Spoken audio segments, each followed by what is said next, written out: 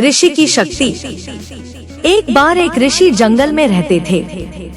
वह बहुत शक्तिशाली बनने के लिए जंगल में एक पेड़ के नीचे बैठकर बरसों से तपस्या कर रहे थे।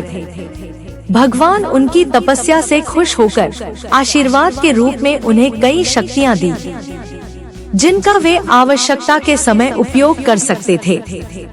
ऋषि बहुत ही विनम्र व्यक्ति थे, लेकिन भगवान से कुछ शक्तियां प्राप्त करने के बाद उन्हें खुद पर गर्व होने लगा। जंगल से लौटने के बाद वह गांव में अपने घर चले गए। एक दिन किसी काम के लिए उन्हें शहर जाना था। बीच में एक नदी थी, जिसे शहर जाने के लिए पार करना पड़ता था। नदी पार करने के लिए नदी के दोनों किनारों पर नावें और नावें चलाने वाले उपलब्ध थे।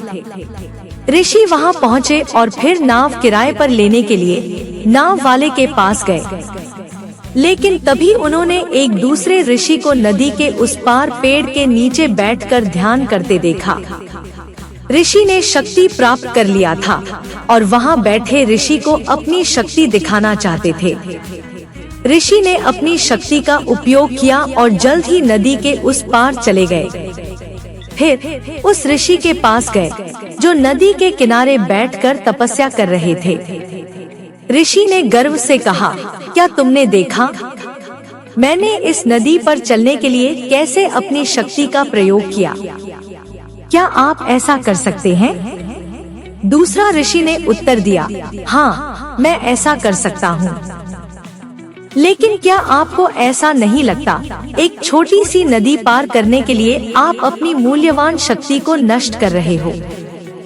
जब आप किसी जरूरतमंद की मदद करने के लिए और दूसरों के अच्छा करने के लिए उसी शक्ति का प्रयोग कर सकते थे, फिर भी आपने इस नदी को पार करने के लिए अपनी मूल्यवान शक्ति का प्रयोग किया।